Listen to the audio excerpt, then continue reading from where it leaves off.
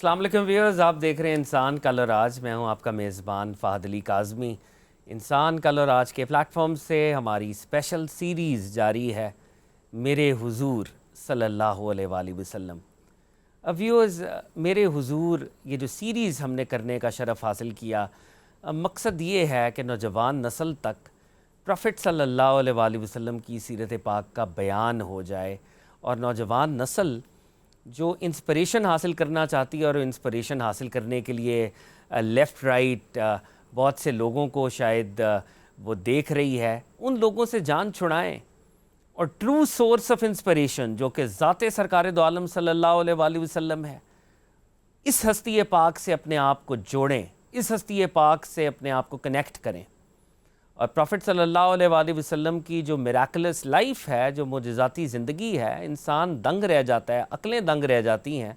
Multiple fronts پہ آپ علیہ الصلوۃ والسلام آپریشنل ہیں، ملٹیپل فرنٹس پہ آپ علیہ الصلوۃ والسلام سکسیسفل ہیں، کامیاب و کامران ہیں، اور دنیا نے کوئی ہستی نہ آپ سے پہلے نہ آپ کے بعد آپ جیسی دیکھی۔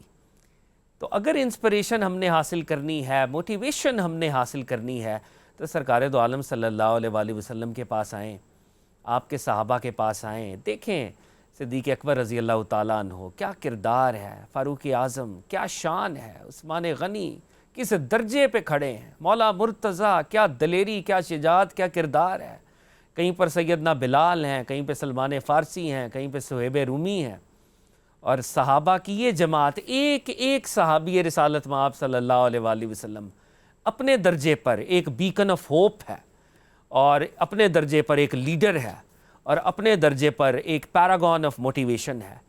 تو موٹیویشن حاصل کرنی ہے، انسپریشن حاصل کرنی ہے، سیرت کا مطالعہ کریں، سیرت کو پڑھیں، صحابہ کرام کے حالات کو پڑھیں، اور اپنی سطح کو بلند کریں، اپنے معیار کو بلند کریں۔ میرے حضور صلی اللہ علیہ وآلہ وسلم یہ اسپیشل سیریز تھی جو کہ اپنی کلمینیشن کی طرف ہے، اور ماہ ربیع الاول کی بابرکت ساتوں میں ہم نے سرکار دو عالم صلی اللہ علیہ وآلہ وسلم کی سیرت پاک کو سنا، سماعت کیا۔ ہمارے ساتھ شامل گفتگو رہے، خاص طور پر مدنی دور کو ہم نے سنا اور ان سے سمجھا۔ میری مراد ہے ڈاکٹر طاہر حمید تنولی صاحب سے، ملک پاکستان کے جید نامور اقبال اسکالر۔ ٹریڈیشنل علوم کی بات کریں، کنٹمپریری علوم کی بات کریں، دونوں میں یکساں مہارت اور قابلیت رکھتے ہیں، اور ایسے لوگ حقیقتاً یادگار اسلاف ہیں۔ ان سے ہمیں کنیکٹ ہونا چاہیے، جڑنا چاہیے، اور علم جو ہے، علم کے موتی سمیٹنے چاہیے۔ ویورز، آج جیسے ہم پچھلے پروگرام میں آپ نے دیکھا فتح مکہ کے حوالے سے کانورزیشن ہوئی، آقا علیہ الصلوۃ والسلام نے کتنی کمال شفقت سے، کمال رحمت سے اپنے آرچ اینمیز تک کو معاف کر دیا۔ لیکن وہ جو شاعر نے کہا ہے ابھی عشق کے امتحان اور بھی ہیں، تو کچھ مارکے اور بھی سرکار دو عالم صلی اللہ علیہ وآلہ وسلم اور آپ کے صحابہ کو درپیش تھے، اور ان میں سے ایک اہم مارکہ اور فوری نوعیت کا مارکہ غزوہ حنین۔ مجھے اقبال کا وہ شعر یاد آتا ہے، علامہ صاحب فرماتے ہیں، صدق خلیل بھی ہے عشق، صبر حسین بھی ہے عشق، مارکہ وجود میں بدر و حنین بھی ہے عشق۔ تو ایک درجہ اگر غزوہ بدر کا ہے، یوم فرقان ہے، تو رولز ریورس ہوئے، اور یہ دوسرا درجہ غزوہ حنین کا ہے۔ حنین میں صحابہ اکثریت میں تھے، ان کا سامنا ایک مائنورٹی کے ساتھ تھا جو کہ ان کے مقابلے میں اقلیت تھی، لیکن کیا معاملات ہوئے، اور وہ کیا لیسنز ہیں جو ہم نے حنین سے ڈرا کرنے ہیں۔ تو آج غزوہ حنین پر بات کریں گے، اور اس کے ساتھ غزوہ تبوک پر بھی بات کریں گے، وہ غزوہ جو سرکار دو عالم علیہ الصلوۃ والسلام اپنی لیڈرشپ میں ایک بہت بڑا جیش اور لشکر آپ نے تیار فرمایا، اور کیسر روم کی وہ جو سرحد تھی ادھر آپ اپنے لشکر کو لے کے گئے، اور مسلمانوں کا وہ جو پیش قدمی اور پروگریسونس کی اپروچ ہے، سرکار دو عالم صلی اللہ علیہ وآلہ وسلم اس کو لیڈ کر رہے تھے، اور جو موسم کی سختی تھی، نامساعد حالات تھے، مال اسباب کی کمی تھی، صحابہ نے قربانیاں دے کر، اثار کر کے کس طریقے سے اس بہت بڑی آرمی کو ریز کیا تھا۔ تو یہ دونوں مارکے آج ہم ڈسکس کریں گے، اور ان دونوں مارکوں میں جو لیسنز ہیں ہمارے لیے ان کے اوپر بھی بات ہوگی۔ ڈاکٹر صاحب بہت شکریہ، thanks a lot for your time. جی کاظمی صاحب بہت شکریہ۔ آپ ماہ ربیع الاول میں یقینی طور پہ بہت سی مصروفیات، ویسے بھی ماشاءاللہ آپ کی بہت مصروفیات ہیں ایکیڈیمک، لیکن آپ نے وقت نکالا الف کے لیے. کی توفیق ہے، اللہ پاک قبول فرمائے ماشاءاللہ.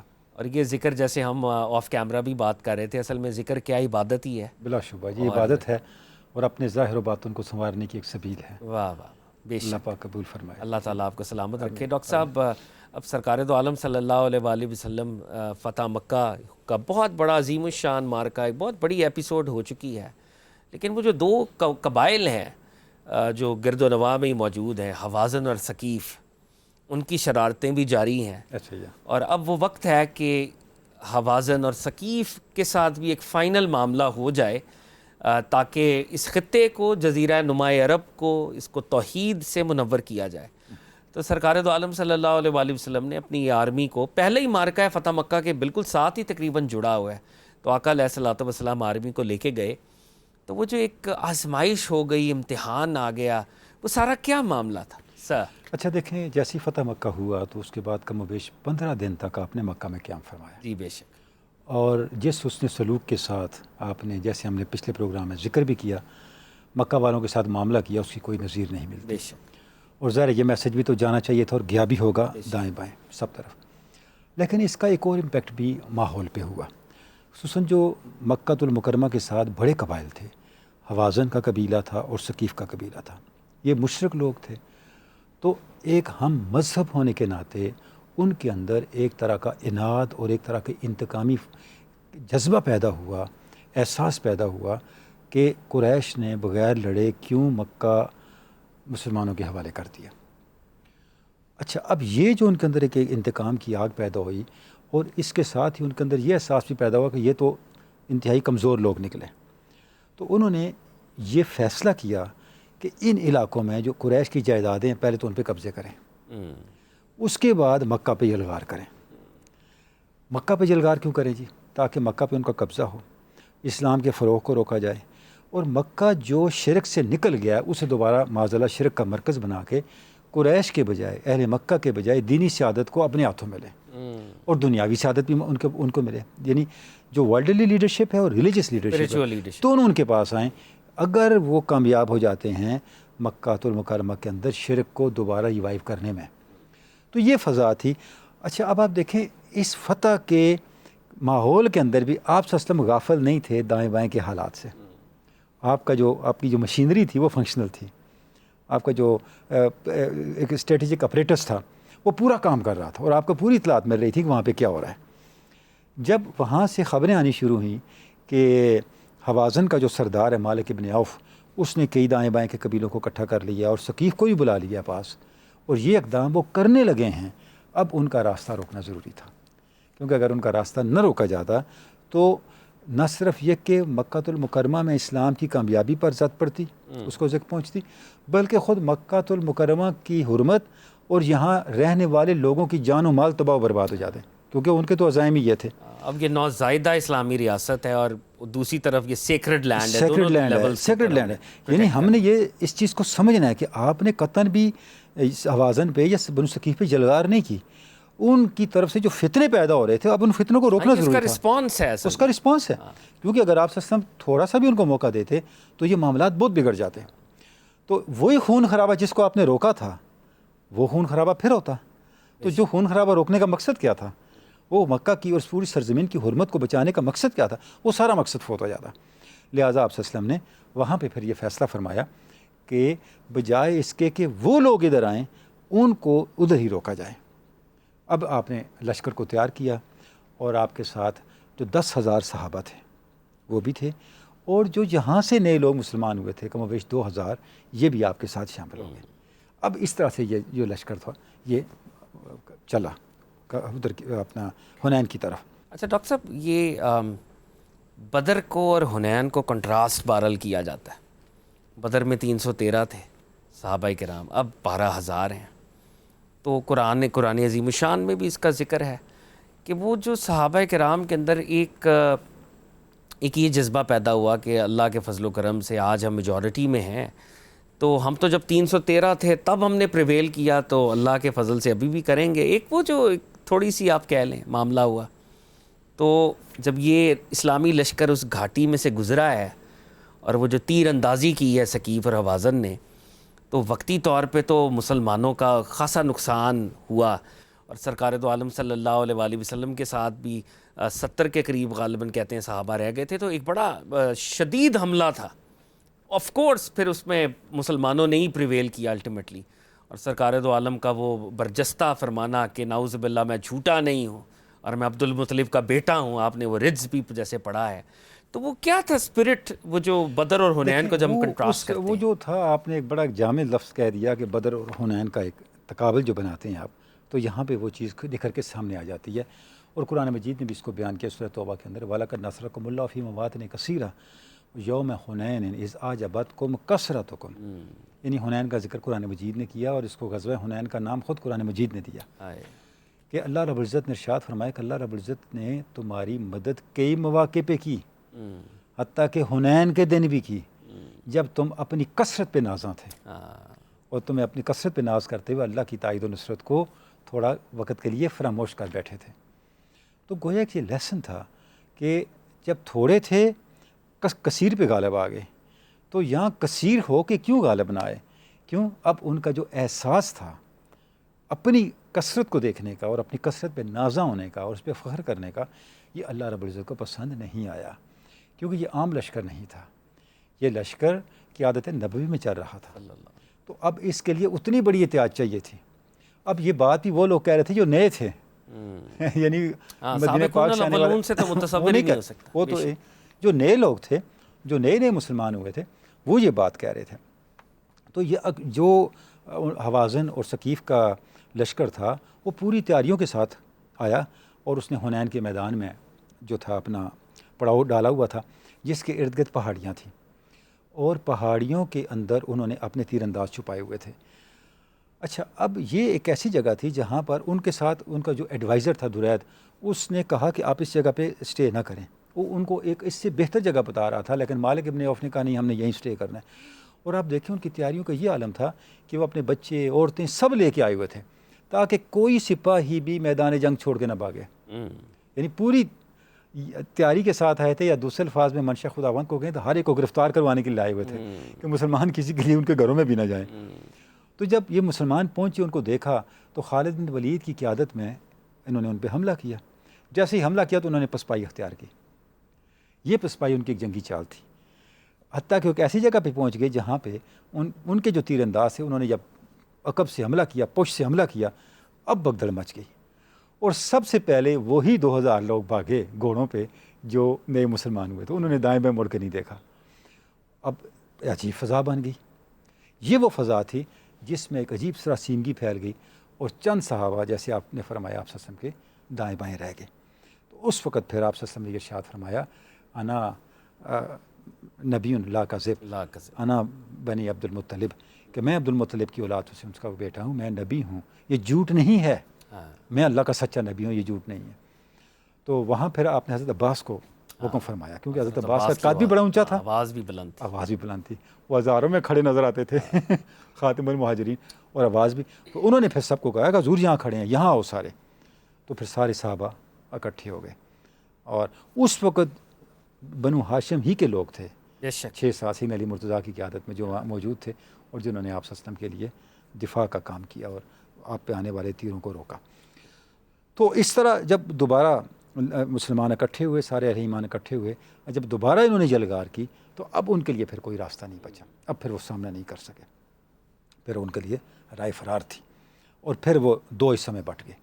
ایک جو تھا وہ درید کی، ان کا جو ایڈوائزر تھا، اس کی لیڈرشپ میں ایک طرف بھاگ گیا ایک حصہ، اور ایک حصہ مالک ابن عوف کی قیادت میں طائف کی طرف بھاگ گیا.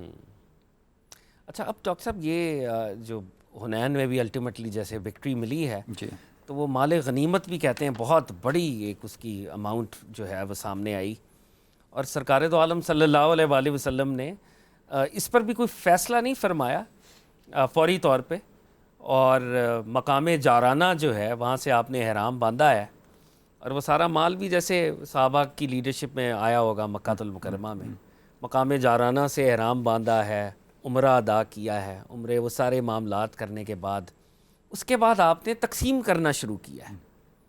اور وہ جو مال اسباب ہے، آپ علیہ الصلوۃ والسلام جو نئے مسلمان ہیں ان کی تعلیف کے لیے 100 اونٹ 40 اونٹ عطا کر رہے ہیں، اور وہ جو سابقون الاولون ہیں ان کو اس درجے کا شیئر بظاہر دنیا کے لیول پر نہیں مل رہا. تو وہ کیا واقعہ تھا جب اس پر بھی تھوڑی کانورزیشن ہوئی اور کچھ انصاری صحابہ نے کچھ گفتگو کی؟ یہ یہاں بڑا امپورٹنٹ پوائنٹ ہے جس کا آگے بھی ہمیں ذکر کرنا پڑے گا غزوہ تبوک کے حوالے سے. وہ یہ ہے کہ اس غزوے میں غیر معمولی مال غنیمت آیا. جی.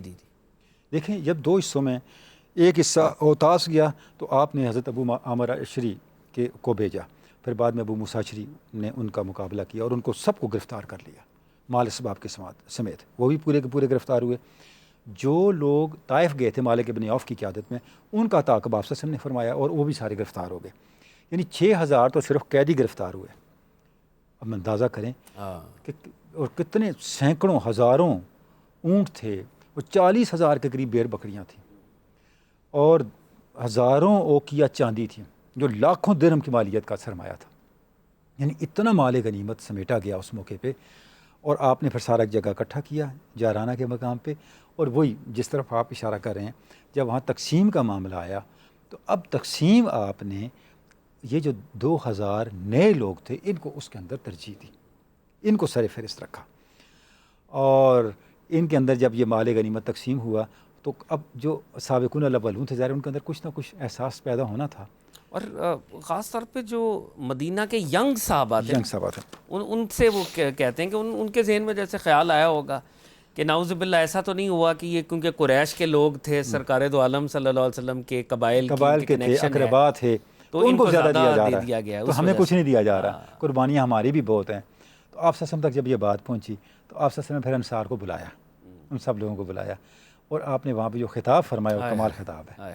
آپ نے ارشاد فرمایا کہ لوگوں آپ نے یہ باتیں کہی ہیں کہ آپ نے بڑی قربانیاں دی ہیں اور آپ کو اس کا پراپر شیئر نہیں ملا، تو آپ نے پوری بات نہیں کی.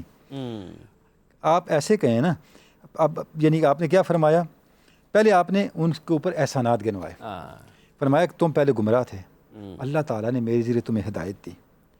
تم منتشر تھے، اللہ نے تمہیں وحدت دی. تم غریب تھے، اللہ نے تمہیں تونگری دی. ساری باتیں کیا یہ درست نہیں ہیں؟ انہوں نے کہا بالکل، ہم پہ اللہ اس کے رسول کا احسان ہے. اب اچانک آپ نے اپنا لہجہ بدلا. آپ نے فرمایا نہیں، تم یہ بات کہو اے محمد، لوگوں نے تمہاری تکذیب کی، ہم نے تمہاری تصدیق کی. لوگوں نے آپ کو چھوڑ دیا، ہم نے آپ کو پناہ دی. آپ مکہ سے مفلوق الحال آئے تھے، ہم نے آپ کی مدد کی. اچھا، آپ نے پھر توقف دے کے فرمایا تم جواب دو، میں کہتا جاؤں گا، تم کو سچ ہے انصار.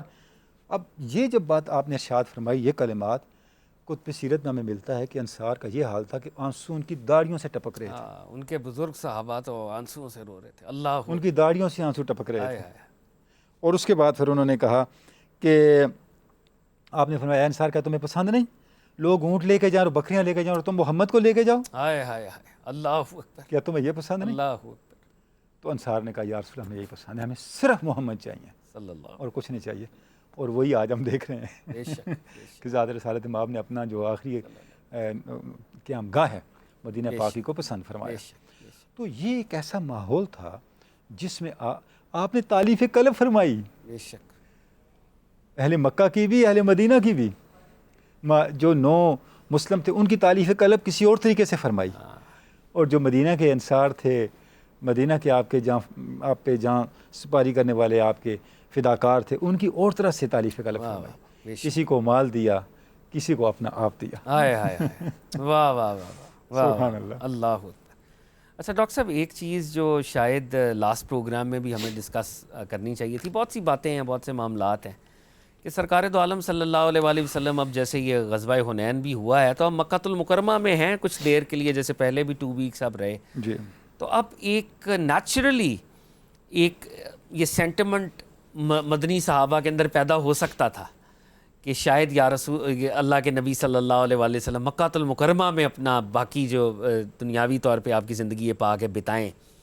لیکن سرکار دو عالم علیہ الصلوۃ والسلام نے پھر ایک دم تیاری کا پروانہ جاری کیا کہ اب چلو it's time to go to Medina. ایسا ہی ہے. تو سرکار دو عالم مدینہ گئے، اور جب آپ مکہ المکرمہ میں قیام فرما تھے تو آپ نے خیمہ سیدہ خدیجۃ الکبریٰ سلام اللہ تعالیٰ علیہا کے مزار پر انوار کے ساتھ لگوایا تھا. وہ ان کو بھی ایک طرح ایکنالج کیا کہ مکہ المکرمہ میں جو بی بی سیدہ کی کنٹریبیوشن تھی اور جب دین انفنسی میں تھا.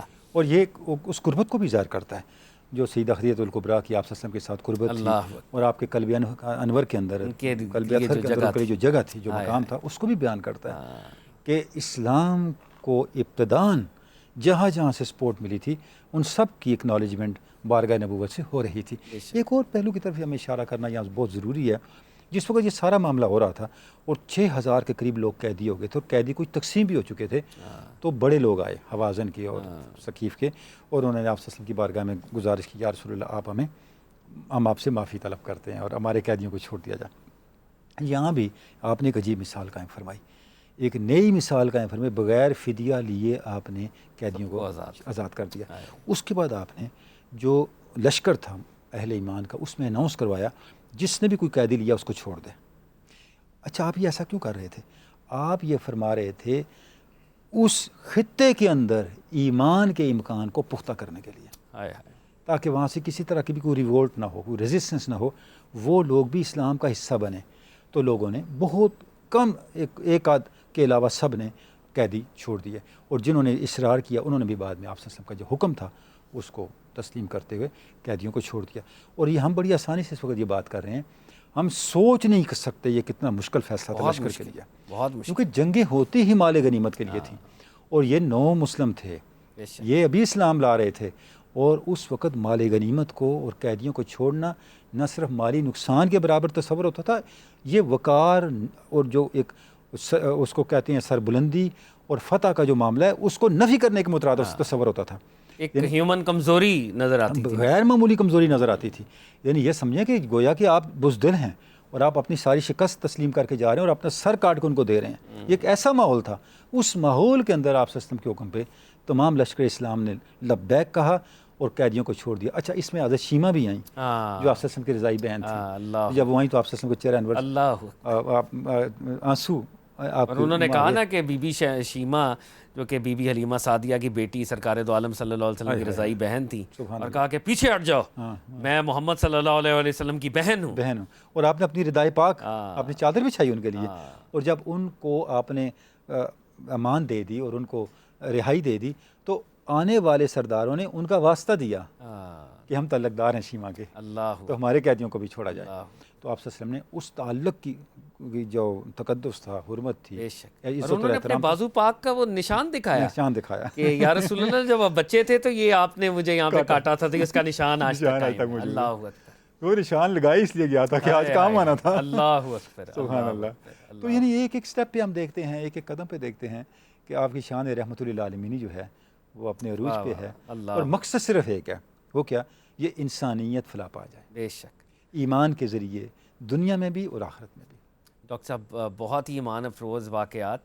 اب سرکار دو عالم صلی اللہ علیہ وآلہ وسلم اپنے صحابہ کے ساتھ مدینہ طیبہ، جو آپ کا آج تک آپ کا مسکن ہے، آپ مدینہ طیبہ واپس تشریف لے گئے. اور اگر ہم تھوڑا ہسٹری کو مزید فاسٹ فورورڈ کریں تو زمانہ ہے گرمی کا، فصل پک چکی ہے اور فصل کو کاٹنا ہے، اور اس وقت سرکار دو عالم صلی اللہ علیہ وآلہ وسلم نے ارشاد فرما رہے ہیں کہ یہ ایک مہم ہوگی، اور ہم نے کیسر کے جو شہر کی طرف ہم نے موو کرنا ہے، یعنی بارڈر سٹی کی طرف جانا ہے. اور سرکار دو عالم صلی اللہ علیہ وآلہ وسلم صحابہ سے جو ہیں وہ ڈونیشنز مانگ رہے ہیں فار دی آرمی. اور یہ وہی وقت ہے کہ جب سیدنا فاروق اعظم رضی اللہ تعالیٰ عنہ اپنا آدھا سامان پیش خدمت کر رہے ہیں، سیدنا صدیق اکبر رضی اللہ تعالیٰ عنہ اپنا سب کچھ سرکار کی بارگاہ میں جو اس وقت موجود تھا وہ پیش کر رہے ہیں.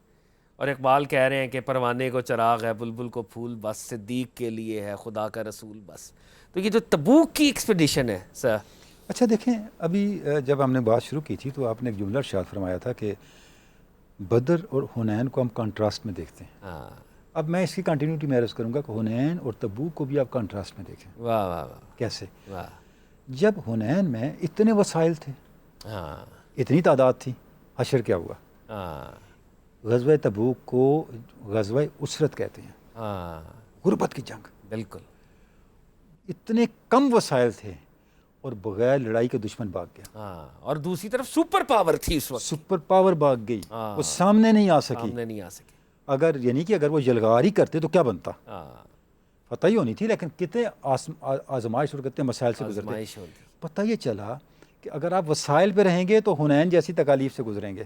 اگر اخلاص پہ آئیں گے، اخلاص کی انتہا دیکھیں. ہائے ہائے ہائے، قاسمی صاحب گرمی کا موسم ہے سخت. اور اس سے اگلی بات میں آپ کو اس کو فصل پکی ہوئی ہے، ہاں، فصل کاٹنی ہے، کاٹنی، اگر نہیں کاٹیں گے تو پھل وہ پکا ہوا ہے، ہاں پھل اتارنا ہے. ہاں اگر آپ 1-2 دن بھی چھوڑتے، یہ اچھا، یہ پورے سال کی معیشت ہے آپ کی. ہاں اگر آپ اس کو ضائع کرتے ہیں آپ کا پورا سال کات میں جا سکتا ہے، آپ آزمائش میں جا سکتے your ہیں، economy is dependent upon it. مطلب آپ فاقوں پہ جا سکتے ہیں، آپ کات کا شکار ہو سکتے ہیں. لیکن اخلاص کا یہ عالم ہے، قربانی کا یہ عالم ہے کہ صحابہ کرام جو ملنے والا ہے اس کو ترک کر رہے ہیں، جو پاس ہے وہ قربان کر رہے ہیں، ہاں، وہ دیتے وہ جائیں. دے رہے ہیں، ہائے ہائے، سب کچھ دے رہے ہیں. واہ واہ، اور نتیجہ کیا نکلتا ہے کہ مخالف سپر پاور سامنے نہیں آ سکتی. ہائے ہائے، پتہ یہ چلا اہل ایمان کی اصل طاقت کیا ہے. علماء نے کہا تھا نا، اگر خاک میں ہے شرر، ہاں، خیال فقر و غنا نہ کر، واہ واہ، جہاں میں نان شہیر پر مدار مدار قوت قوت حیدری. حیدری. واہ واہ، کیا چیز چاہیے؟ خاک میں شرر، ہاں، خاک میں شرر ہونا چاہیے. واہ وہ شرر کیا ہے؟ اگر وہ شرر ہے تو جو کی روٹی آپ کو مرحب کے غالب کر دے گی. بے شک، بے شک. تو وہ جو ایمان ہے، وہ جو اخلاص ہے، وہ نتائج کو بدلتا ہے. واہ واہ، اچھا، جب آپ سے پہنچے مدینہ پاک، یہاں ہم نے اس چیز کو سمجھنا ہے کہ اس دور کی جو سپر پاورز تھیں، ایران اور روم، انہیں جب یہ ساری خبریں مل رہی تھیں، وہ نہیں برداشت کر سکتے تھے کہ ایک تیسری سپر پاور ایمرج ہو. ہاں، وہ دیکھ رہے تھے کہ ایک تیسری سپر پاور ایمرج ہو رہی ہے. اور جب مکہ بھی فتح ہو گیا، حنین بھی فتح ہو گیا، اور پورا منظرنامہ سرزمین عرب کا بدل گیا، اب انہیں پتہ تھا یہ ایک ایکسپینڈنگ دین ہے، یہ اقدامی دین ہے، یہ انرشیل دین نہیں ہے. ہاں، یہ پروگریسو ریلیجن ہے. اس کے اندر پیش رفت کا، اس کی سرشت میں ہے، اس کی نہاد میں ہے، اس نے نہیں رکنا. بے شک، خطوط پہلے ہی جاری ہو چکے تھے، وہ خطوط پہلے پڑھ چکے تھے. بالکل. اب انہوں نے سوچا کہ اس کا راستہ روکا جائے. اچھا، وہاں پہ جو نبتی تاجر تھے شام کے، ان کا مدینہ پاک آنا جانا رہتا تھا. وہ مختلف اجناس لاتے تھے اور مدینہ پاک کے اندر فروخت کرتے تھے. ان میں بہت سے لوگ آپ سے رابطے میں تھے، آپ ان کے ذریعے خبریں لیتے رہتے تھے. انہوں نے بتایا کہ اتنا لشکر کیسر روم لے کے شام میں حمص کے مقام پہ سیٹل ہو گیا ہے. وہ جو سرحد ہے، سرحد ہے جزیرہ نما عرب، اور وہاں پہ پوری تیاریوں میں ہے. جب وہ تیاریوں میں تھا تو اب لشکر اسلام کا بیٹھ جانا تباہی کو دعوت دینا تھا. اچھا، ایک بڑی اہم بات آپ دیکھیں، آپ سچ میں جتنی جنگیں لڑیں، سوائے اس کے کہ جنہوں نے یلغار کر دی ان کو شہر سے باہر رکھا، جو جنگ لڑی مخالف کی سرزمین پہ لڑی ہے. ہاں، بے شک. اور اس اسٹریٹجی کو آج کی دنیا اپنا رہی ہے. بالکل. یعنی کتنی کامیاب اسٹریٹجی ہے آپ کی. یعنی یہ بات سمجھنے کی ہے کہ ایسے حالات میں اگر آپ وسلم صرف انتظار ہی کرتے رہتے اور اپنی اس اسٹریٹجی پہ عمل نہ فرماتے تو ریاست مدینہ کو بڑا نقصان ہوتا. یعنی قبیلہ ثقیف اور حوازن کو آپ نے آگے نہیں آنے دیا، ان کو ان کے علاقے میں روکا. بالکل. تو یہاں پر بھی سپر پاور کی فورسز کو مدینہ سے باہر رکھنا ضروری تھا. بے شک. اور وہ کہتے ہیں کہ وہ لاکھوں میں اس کے نمبر سے 1.5 لاکھ تک کا عدد آتا ہے کہ وہ اس دور کی آرمی. ایسا ہی ہے، ایسا ہی ہے. 1.5 لاکھ کا لشکر، 1.5 لاکھ کا لشکر تھا، کوئی شک نہیں ہے. بالکل آپ نے صحیح فرمایا، بہت بڑا لشکر تھا. اچھا ڈاکٹر صاحب، اس میں ایک اہم بات یہ بھی ہے کہ سرکار دو عالم صلی اللہ علیہ وآلہ وسلم نے اس وقت سپورٹ بھی طلب کی ہے. ایسا ہی ہے. اور صحابہ کو خاص طور پہ پابند کیا ہے کہ اس ایکسپیڈیشن سے کوئی غیر حاضر نہ رہے. اچھا، اس میں ایک اور چیز بڑی قابل غور ہے. شاید یہ واحد ایکسپیڈیشن تھی، واحد مہم تھی جس کے لیے آپ نے پہلے اناؤنس کر دیا ہم نے جانا کدھر. ہاں، ہم نے جانا کدھر ہے. بالکل ایسا ہی، ہمیں اور کوئی مثال نہیں ملتی. باقی صیغہ راز میں ہوتی تھی. تو اب یہ جب بتانا کیوں ضروری تھا؟ کیونکہ یہ ایک سپر پاور کے ساتھ ٹکراؤ تھا، لہذا آپ نے بڑا اس کو اناؤنس کر دیا کہ ہم ایک سپر پاور کے ساتھ جو ہیں جنگ کے لیے جا رہے ہیں. اور 30,000 کا لشکر تیار ہو گیا، جس میں 10,000 سوار تھے اور 20,000 پیادہ تھے. تو ایک بہت بڑا لشکر تیار. اور صدیق اکبر رضی اللہ تعالیٰ عنہ نے اپنا سب کچھ قربان کر دیا. میں اللہ اور اس کا رسول چھوڑ کے آیا ہے. پروانے کے لیے چراغ، بلبل کے لیے پھول بس. پروانے کو چراغ ہے، بلبل کو پھول بس، صدیق کے لیے ہے خدا کا رسول بس. اچھا ڈاکٹر صاحب، 1 منٹ کا میں چاہوں گا کہ اس پہ پاز ہم کریں جناب صدیق اکبر رضی اللہ تعالیٰ عنہ یہ بھی کہہ سکتے تھے کہ یا رسول اللہ صلی اللہ علیہ وآلہ وسلم سب کچھ قربان کر دیا، سب کچھ لے آیا ہوں. یا یہ بھی کہہ سکتے تھے کہ میں جی اللہ پہ توکل کر رہا ہوں، ریلائی کر رہا ہوں، لیکن آپ نے کیا فرمایا؟ میں اللہ اور اس کا رسول چھوڑ آیا ہوں. سبحان اللہ. یعنی صدیق اکبر رضی اللہ تعالیٰ عنہ بھی یہ بتا رہے ہیں کہ اللہ کی توحید بھی ختم نبوت کے بغیر نہیں ہے، پروفٹ صلی اللہ علیہ وسلم کی نسبت ضروری ہے اس پریزنس کے اچھا اندر. قاسمی صاحب، اس میں جو ماشاءاللہ آپ نے اس نقطے کو بڑا اچھا ہائی لائٹ کر دیا، جو سمجھنے کی بات ہے، ہم یہ سمجھیں کہ ذات رسالت مآب نے کیا مائنڈ سیٹ تیار کیا تھا، ہائے ہائے ذات رسالت مآب نے کیا شخصیات تیار کی تھی، ہائے. کیا ذہن بنائے تھے، کیا کردار بنائے تھے. وہ دنیا کی ہر نعمت اللہ اور اس کے رسول کا صدقہ سمجھتے تھے، بے شک. اور دنیا اور اس کی ہر نعمت پر اللہ اور اس کے رسول کی موجودگی کو فائق سمجھتے تھے، بے شک. اور دنیا اور اس کی ہر نعمت کے ملٹی پلائی ہونے کا سرچشمہ اللہ اور اس کے رسول کو سمجھتے تھے. اور پروفٹ صلی اللہ علیہ وسلم کی نسبت ہر وقت بیان ان کے سامنے ہے. بیان سامنے تھے. یعنی توحید آئسولیشن میں نہیں ہے، ہو نہیں سکتی. اللہ اور اس کے رسول کو چھوڑا ہے. اللہ اس کے رسول کو چھوڑا ہے. اللہ اکبر. یہ دیکھیں، ملیں گے تو ایمان مکمل ہوگا نا. توحید تو ایک دعویٰ ہے، اس دعوے کی تصدیق تو حضور کے ساتھ ہوگی نا. بے شک. تو آپ سب کچھ اٹھا کے لے آئے، ہائے ہائے. سب کچھ حضور کی بارگاہ میں نچھاور کر دیا. پھر عمر آئے اور عمر سے پوچھا، آپ نے میں آدھا سامان لے آیا ہوں. انہوں نے اپنے گھر کا، اپنے جو کچھ ان کے اثاثے تھے. یہ بہت بڑی بات ہے بہت بڑی. سبحان اللہ. ہم یہ امیجن نہیں کر سکتے، تصور نہیں کر سکتے. ہم تو یہ 50% بھی امیجن نہیں کر سکتے کہ ہم اپنے ایسٹس کا دے دیں. آج بھی 5% دینا، 2.5% نہیں دیتے سر، نہیں دے سکتے تو 50 کون دے گا. اللہ اکبر. اچھا، اور دیکھیں ایک بات اور بھی تبوک ایکسپیڈیشن کی بڑی اہم ہے کہ وہ ہستی جس کو سرکار دو عالم صلی اللہ علیہ وآلہ وسلم اکثر جنگوں میں علم دیتے ہیں، یہ واحد ایکسپیڈیشن ہے جس میں ان کو کہا کہ آپ جو ہیں وہ مدینے کے اندر تعینات رہیں گے، آپ مدینے کو گورن کریں گے، مدینے کے معاملات کو آپ دیکھیں گے. سبحان اللہ. اور جب منافقین نے بات کی کہ لگتا ہے کوئی معاملہ ہو گیا ہے کہ علی المرتضیٰ کو سرکار دو عالم لے کے نہیں جا رہے، تو حضرت علی المرتضیٰ سوار ہو کے بھاگم بھاگ پہنچے ہیں، اور پروفٹ صلی اللہ علیہ وسلم نے فرمایا، اے علی تم اس بات پہ راضی نہیں ہو کہ تمہاری مجھ سے وہ نسبت ہے جو موسیٰ کو ہارون سے تھی. سبحان اللہ. ایسا ہی ہے، ایسا ہی ہے. حضرت علی المرتضیٰ کے لیے بھی ایک سند کا اعلان. اچھا دیکھیں، یہ وہ موقع ہے کاظمی صاحب، غزوہ تبوک، جس میں منافقین بہت نکھر کے سامنے آ گئے، بہت نکھر کے. کیونکہ منافقین نے بڑے واضح طور پہ اعلان کیا کہ ہم نے اس جنگ میں شامل نہیں ہونا، بلکہ منافقین نے یہاں تک کیا کہ مسلمانوں کو اس جنگ میں شامل ہونے سے روکنے کے لیے پلاننگ شروع کر دی. اور ایک بڑے منافق کے گھر میں انہوں نے اجلاس بنانے شروع کر دیے، جس کے کلا کما کے لیے آپ صلی اللہ علیہ وسلم نے ایک صحابی کو بھیجا، اور اس صحابی کے پہنچنے سے پہلے اس گھر میں آگ لگ گئی. وہ لوگ بھاگے، اور ایک شخص جو چھت پہ تھا وہ چھلانگ لگا کے نیچے اترا، اس کی ٹانگیں ٹوٹ گئیں. تو یہاں ان کی سازشیں تھوڑی سی رکی. یعنی منافقین جو تھے وہ کوئی موقع سے جانے نہیں دے رہے تھے جس میں مسلمانوں کی جو ہے کیفیت ہے، ان کی شمولیت ہے، جذبہ جہاد ہے، اس کو وہ منیمائز نہ کر سکیں. تو یہاں بھی انہوں نے یہی کیا. جب سیدنا علی مرتضیٰ کو دیکھا انہوں نے، تو انہوں نے کہا بھی اتنا بڑا جرنیل اسلامی فوج کا اتنی بڑی مہم میں ساتھ نہیں ہے، کوئی تو ہے بات. بات کیا ہے؟ بات یہ کہ سیدنا علی مرتضیٰ پہ معاذ اللہ سرکار کا اعتماد ختم ہو گیا. اس طرح کی باتیں شروع کی. تو سیدنا علی مرتضیٰ تھے تو شجاع جرنیل تھے، بہادر تھے، وہ ایسا الزام کیسے برداشت کرتے؟ تو وہ آپ کی بارگاہ میں پہنچے. پھر آپ نے یہ سند عطا کی.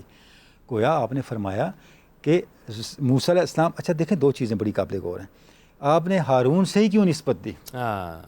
بڑی قابل غور ہے. اس لیے دی کہ موسیٰ کی عدم موجودگی میں ہارون نے قوم کو سنبھالا تھا. قرآن مجید بتاتا ہے.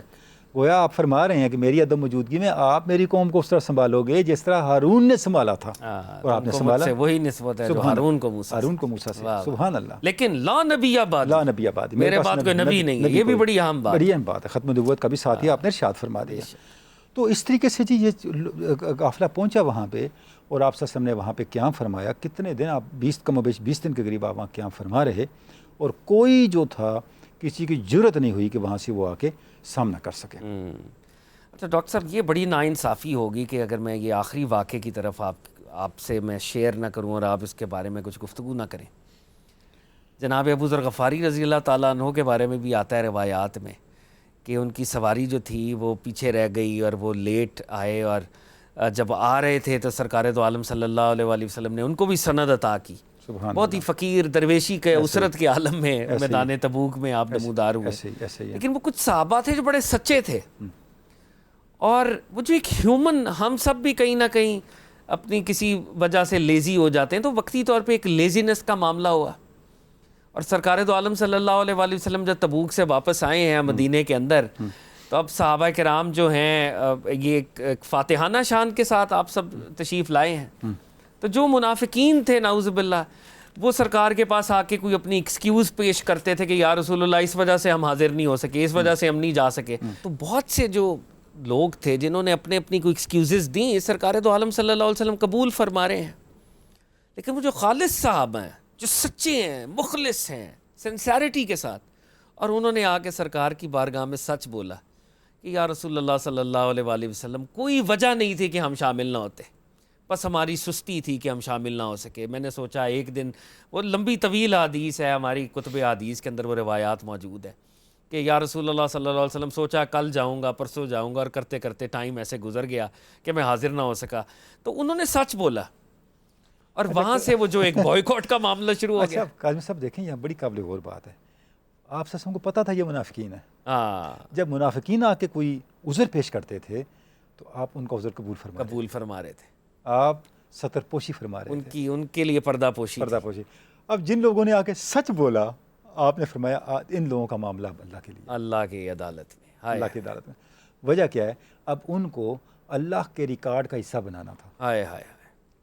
یہ 3 صحابی تھے, حضرت کعب تھے, کعب بن مالک تھے, مرارہ بن ربی تھے, اور حلال بن امیہ تھے.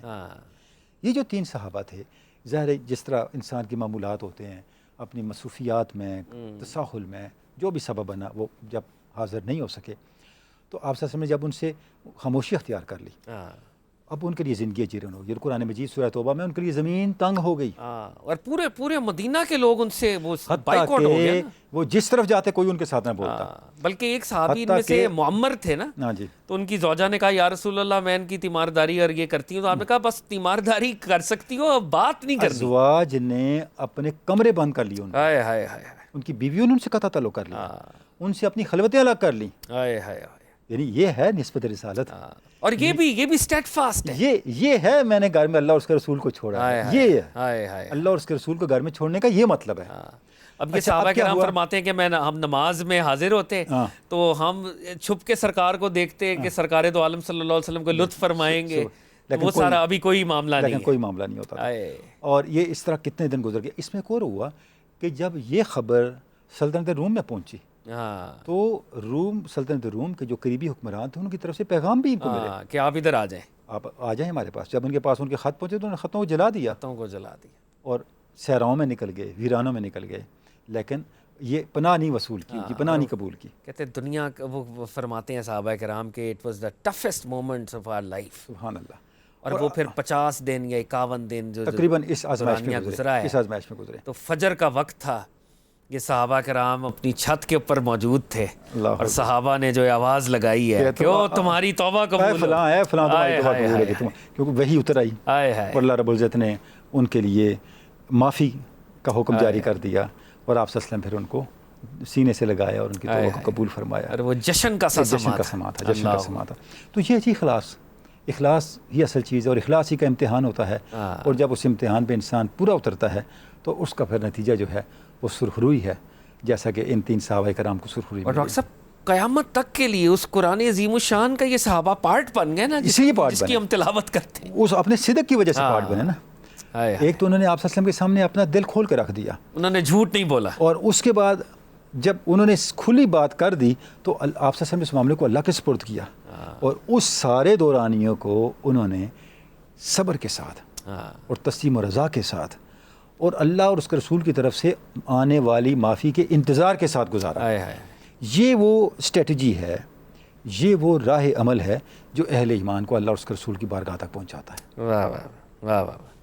ڈاکٹر صاحب بہت ہی خوبصورت آج غزوہ حنین کے حوالے سے, غزوہ تبوک کے حوالے سے ایک طائرانہ نگاہی ہم تو ڈال سکتے ہیں, اور اتنی انفینٹ ڈائمینشنز ہیں حقیقتاً. اگر کوئی قاری، کوئی ریڈر، کوئی اسٹوڈنٹ سیرت پاک کا مطالعہ کرے، لیسنز ڈرا کرنا شروع کرے، میرا خیال ہے زندگیاں ختم ہو جائیں گی، لیسنز ختم نہیں ہوں گے. بلا شبہ اسوہ حسنہ جو ہے جی، یہ قیامت تک کے لیے اسوہ حسنہ ہے. تو ہر ڈائمینشن، چاہے وہ اسٹریٹجک ہو، اسپرچول ہو، انفرادی ہو، اجتماعی ہو، وہ ہمیں سیرت کے واقعات سے ملتے ہیں. واہ واہ. ڈاکٹر صاحب بہت شکریہ فار یور ٹائم. آپ کی موجودگی میں غزوہ حنین اور غزوہ تبوک کے حوالے سے کانورزیشن ہوئی.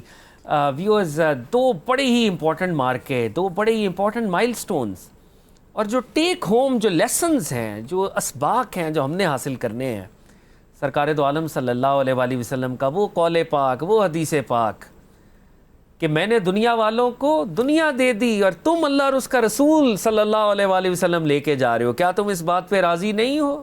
ان کو مال دے دیا اور خود اپنی ذات جو ہے وہ تمہارے حوالے کر دی. آج مسلمانوں کو بھی یہی فیصلہ کرنا ہے کہ کیا دنیا کی گلوری، ورلڈلی گین ہمیں چاہیے، یا ذات سرکار دو عالم صلی اللہ علیہ وآلہ وسلم، سرکار دو عالم صلی اللہ علیہ وآلہ وسلم سے جڑی ہوئی تعلیمات، آپ علیہ الصلوۃ والسلام سے جڑے ہوئے احکامات، ان کو ہم نے اڈاپٹ کرنا ہے. یہ وہ فیصلہ ہے جو ہم نے آج کرنا ہے حدیث پاک کی روشنی میں. اور جیسے غزوہ تبوک کا بھی ایک لیسن کہ ہماری زندگی میں بھی ایٹ ٹائمز ہم ایکسکیوزز ڈھونڈتے ہیں. ایکسکیوزز نہ ڈھونڈیں، سچ پر اپنی زندگی کو قائم کریں. اگر سچ پہ رہیں گے تو وقتی طور پہ آزمائش تو آئے گی، وقتی طور پہ امتحان تو آئے گا، لیکن وہ امتحان آپ کی تطہیر کا باعث بنے گا، کلینزنگ کا باعث بنے گا، تزکیے کا باعث بنے گا، اور وہ امتحان بعد میں ایک عظیم الشان کامیابی اور کامرانی پر منتج ہوگا. آپ اللہ رب العزت کے رجسٹر میں، اس فہرست میں آپ کا نام جو ہے بلند ہوگا. تو صدق کو، اخلاص کو، سنسیریٹی کو، سچ کو نہ چھوڑیں دنیاوی کیلکولیشنز کے پیچھے. یہ وہ لیسنز ہیں جو ہم نے ڈرا کرنے ہیں، اور میں تو یہ دعا کرتا ہوں کہ جو ہم سب یہ بیان کر رہے ہیں، سن رہے ہیں، اللہ کرے یہ الفاظ ہمارا حال ہو جائیں، ہماری کیفیت ہو جائیں، ہمارا کردار ہو جائیں.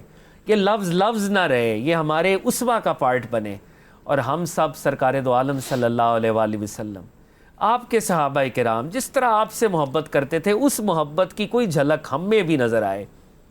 کوئی صدیقی جھلک، کوئی فاروقی جھلک، کوئی حیدری جھلک. اقبال نے کہا تھا دل بیدار فاروقی، دل بیدار کراری، مس آدم کے حق میں کیمیا ہے دل کی بیداری. رب العزت ان صحابہ کی نسبت سے وہ بیدار دل عطا کرے جو سرکار دو عالم صلی اللہ علیہ وآلہ وسلم کی محبت کو ابزارب کرے اور ٹرانسمٹ کرے. ویورز، میرے حضور صلی اللہ علیہ وآلہ وسلم، یہ اسپیشل سیریز اپنی کلمنیشن، اپنے کنکلوژن کی طرف بڑھ رہی ہے. آپ اپنی فیڈ بیک ضرور ہم سے شیئر کر سکتے ہیں. Viewers, this is your host Fahad Ali Kazmi signing off. Keep watching Alif tele vision.